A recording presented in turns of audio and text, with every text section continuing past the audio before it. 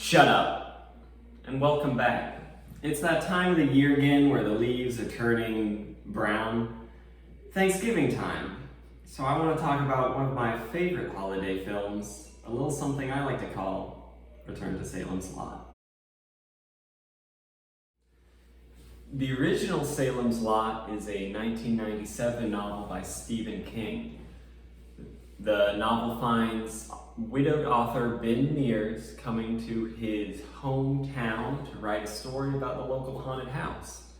He finds the haunted house is now occupied by a mysterious antiques dealer named Barlow, and townspeople start showing up dead or dying, drained of blood. It quickly becomes a race against time as Ben and his friends have to fight an encroaching ancient evil that feeds off the darkness that's laid just under the surface of this quaint community. Quite honestly, this book porks. It porks hard, and it's a personal favorite of mine. I think it was really smart for Stephen King to choose a vampire story for his second big novel, because vampires come with centuries of metaphor, archetypes. They have this set list of powers you can pick and choose from, and it provides a really helpful framework for younger authors when trying to craft a longer story. 4 years later, Salem's Lot would be adapted into a miniseries for CBS. It leaves out some of my favorite parts of the book, which is crazy because it's over 3 hours long, but it still captures that vibe of classic King, and it's a pretty solid adaptation. It streamlines the story in ways that if you hadn't read the book, you wouldn't see where the cuts are. It's a definite contender for my 2022 movie curl up with a cutie, rainy day film of the year award.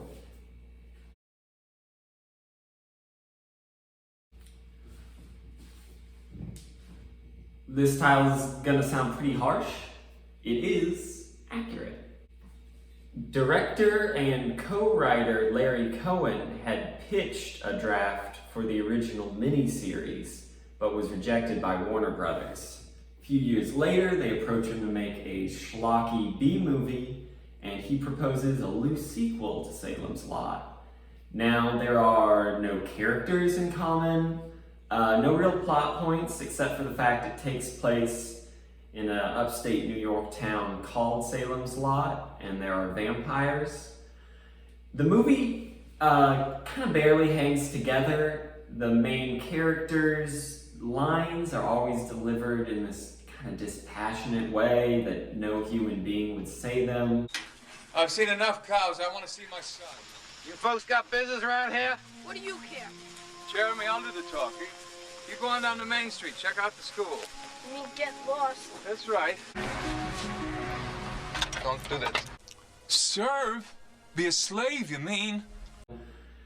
Our two protagonists are just very annoying to watch. They're supposed to be father and son, but every scene they're together, it seems like they'd rather be in separate rooms, not interacting. And as a viewer, you wish they were in separate rooms, not interacting.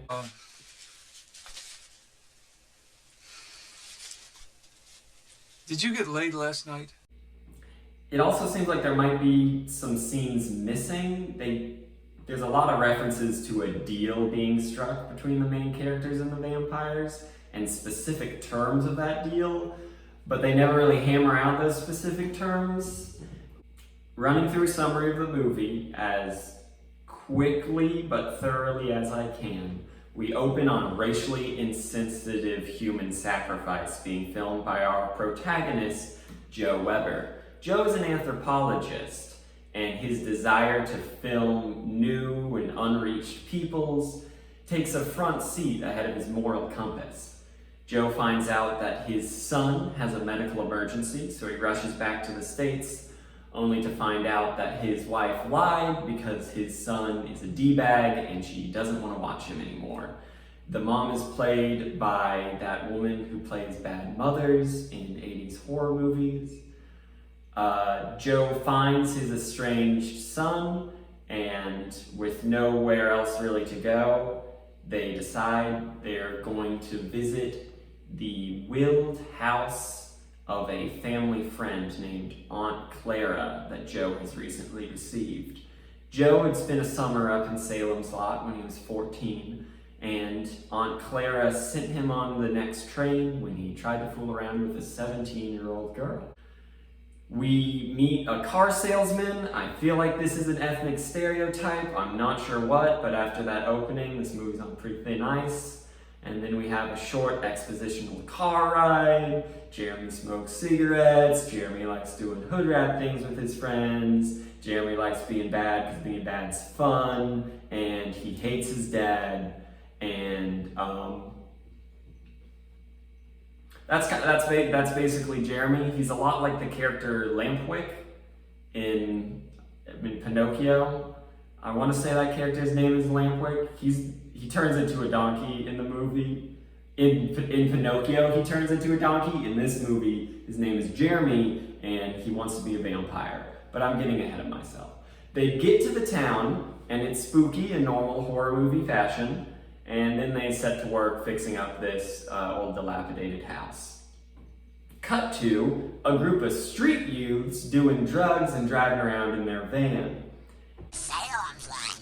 Don't ever go to Salem's Lot. It's an evil place. They're almost immediately killed by vampires, including this rubber goblin. We're gonna get to rubber goblin. This isn't time for rubber goblin. I want to hear any rubber goblin questions. I don't want you to type in the comments, give me more rubber goblin. I want to see rubber goblin. Rubber goblin's terrible.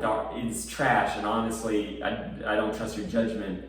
Keep pestering me about this rubber goblin. Anyway, homeless men, pedophile, we'll circle back to that too.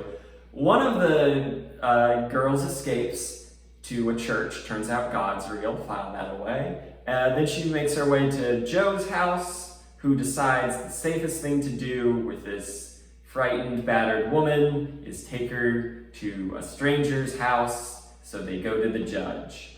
Judge Axel is the least trustworthy looking old man possible, and the girl is almost instantly killed. Kind of seemed like she was going to be maybe like a female presence in this movie, but no, she's a corpse. Forget about her. Aunt Claire is here, by the way. She's not dead. Well, she's a little dead. Jeremy goes to a child wedding with this 12-year-old who won't stop making bedroom eyes at him. Gross. Meanwhile, Joe is taking on a tour of the town. Vampires explain their kind of vampire deal, and they ask Joe to write them a Bible. And now this is a really interesting idea, because why do vampires need a Bible? Are they evangelizing? Are they trying to take over?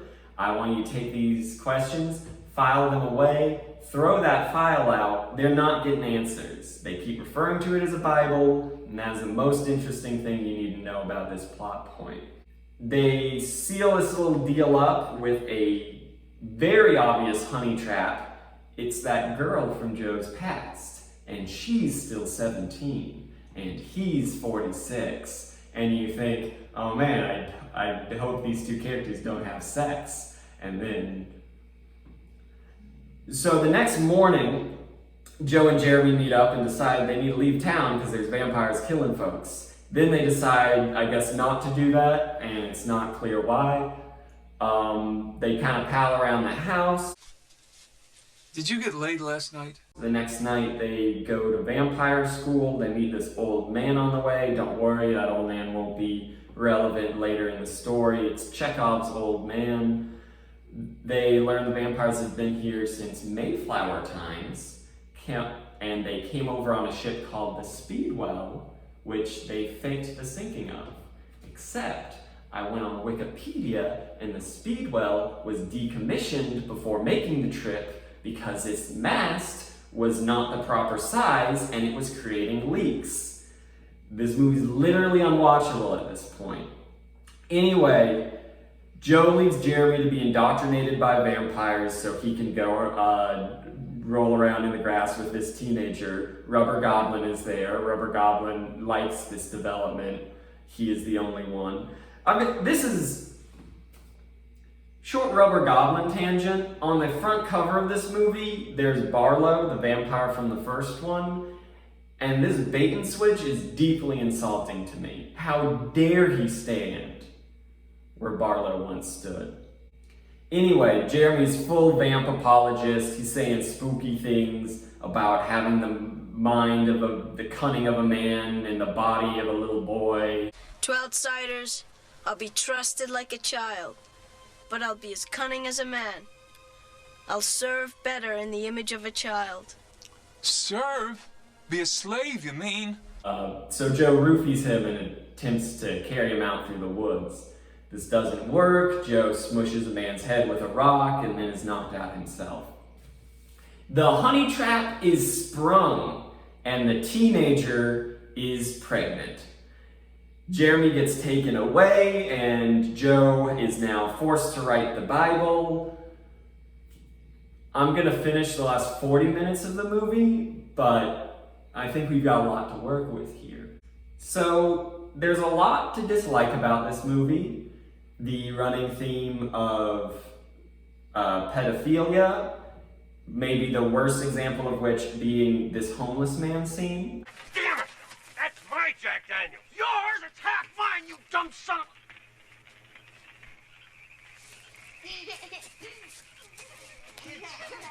Girls. Come here, girls. Come here. What are you doing out at this hour of night? Come by the fire. Why are you giggling? What's so funny? You don't like the cut of our duds? Yeah, come closer, girls. I'll show you how funny we really are. Sir. Hey. What are you doing? Don't put me in front of there. Get back. Get back. Get out of here. If they get any closer, I'm going to smack them. Oh, yeah. Smack them. Get a kid go to jail. I hate Rubber Goblin. There's some things I legitimately like about this movie. I like that in the beginning of the movie, we see this busted up car that Jeremy's mom drives away with, and then later it's confirmed that the car was damaged while Jeremy was joyriding, and it's a fun little bit of environmental storytelling. I like that in the school scene, there's a sign announcing a school play of Dracula, but underneath it has parentheses and says our version. I thought that was funny. There's this gas station attendant who decided that his character would kind of be like a big, dumb, sexy baby that doesn't know how to be a person. I think my favorite kernel of corn in this big old turd. Is that too gross? Maybe my favorite part of the movie is near the end, Judge Axel makes a speech about the afterlife and the goodness of God, and he mentions that God is to vampires what vampires are to humans. And I just think it's a really interesting idea that God is like a vampire's vampire. Like, is God floating outside of vampire windows, draining their blood? Does God have two capes? It's just very funny and interesting to me in a way that I'm absolutely sure is an accident. Critics tore the film apart. The Des Moines Register gave it 0 stars, calling it a festival of bad acting.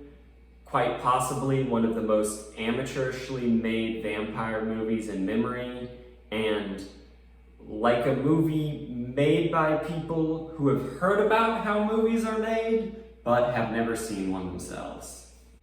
More generous reviews pointed to Samuel Fuller's character as a highlight, or said that the satirical and metaphorical aspects of the film were interesting, if not very engaging as a narrative. So let's take a look at those.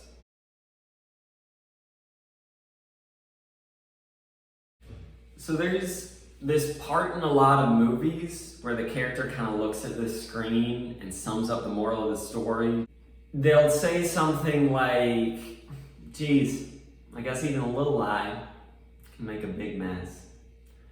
And this is that scene in this movie. All of a sudden, I'm not in such a rush to grow up. Me neither.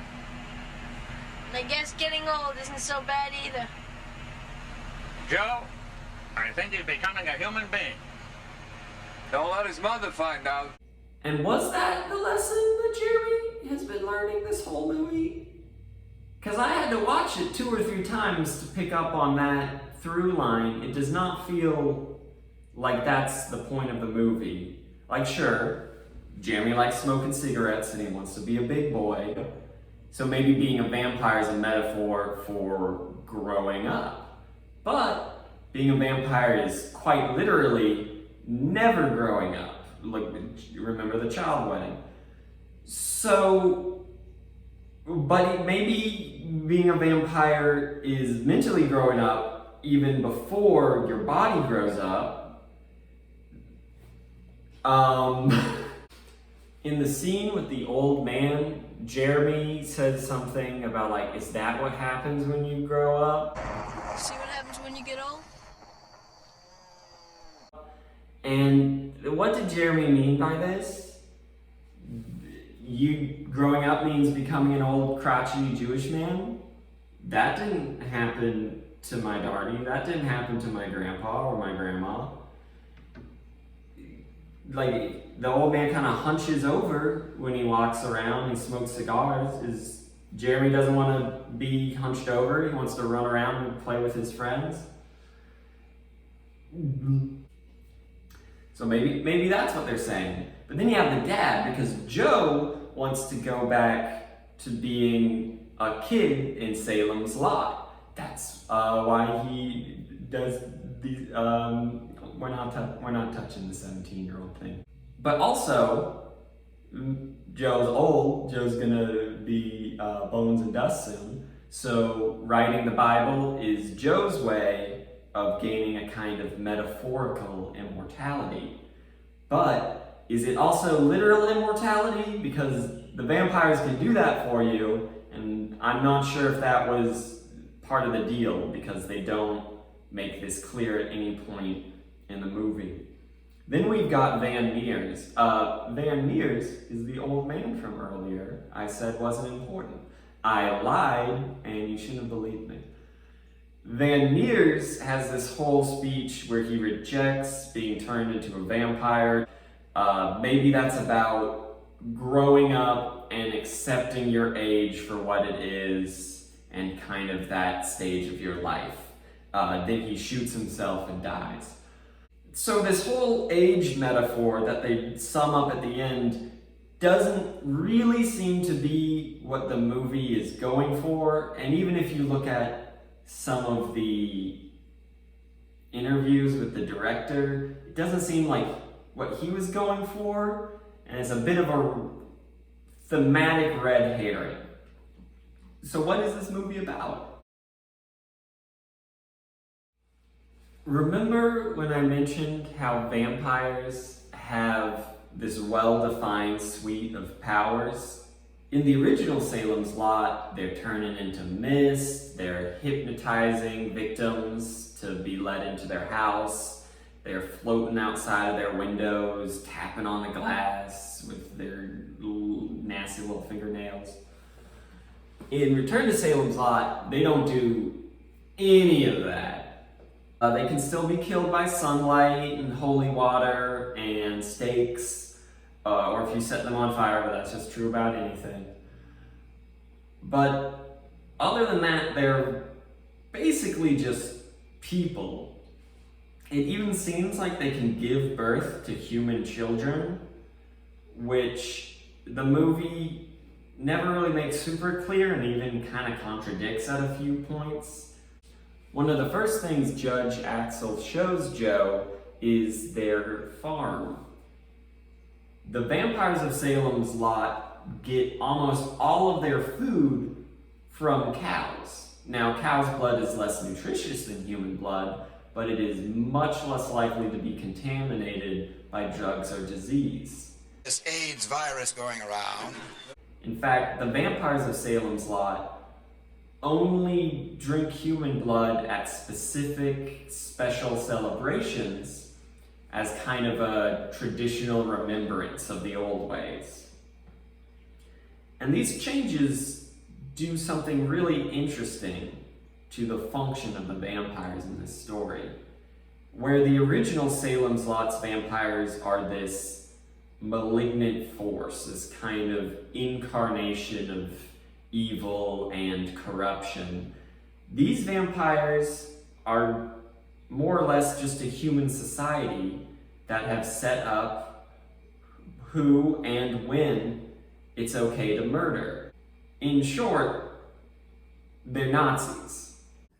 Hey, while editing this section, it sounded like I was confused on whether the vampires are supposed to be Nazis or American conservatives. I'm not. They're very clearly meant to be both.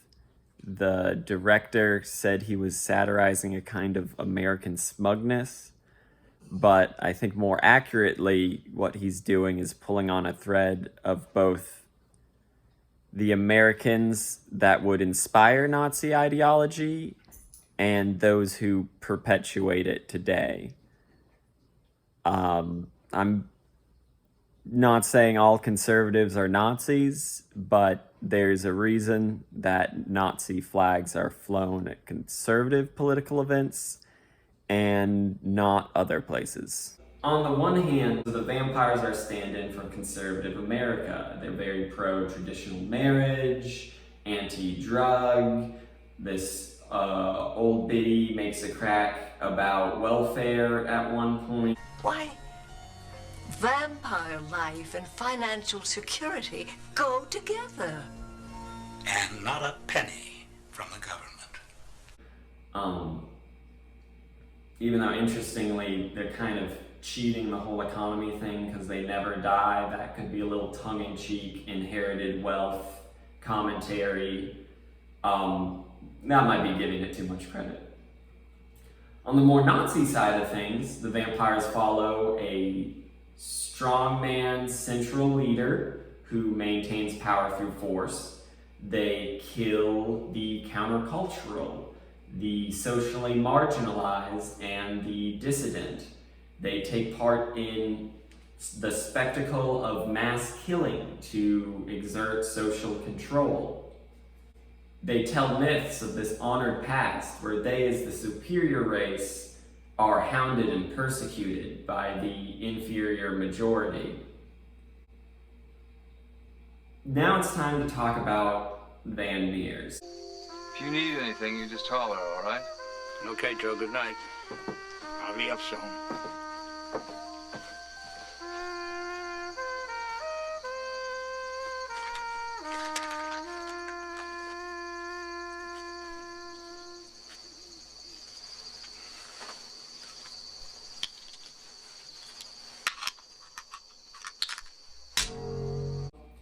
Van Meers is revealed to be a Holocaust survivor who's in the area to hunt down Nazis.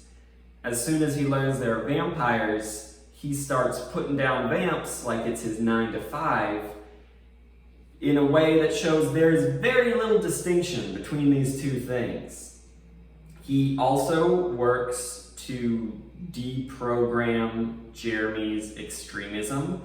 First, by showing him the discipline that Joe has been lacking in this whole film. And second, by forcing him to confront the horrors of this society.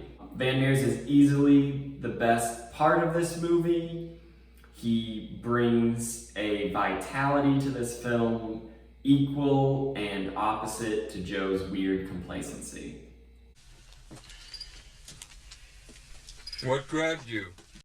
In the last 40 minutes, the judge executes a busload of random passerbys, and then Joe and Van Meers set to work exterminating as many vampires as possible. The movie basically becomes Bugs Bunny versus the vampires. It's not that interesting, but that's what I wanted to see. This is your wake-up call, Your Honor. Shit! We've been had! And 10 to 1, we've been had again!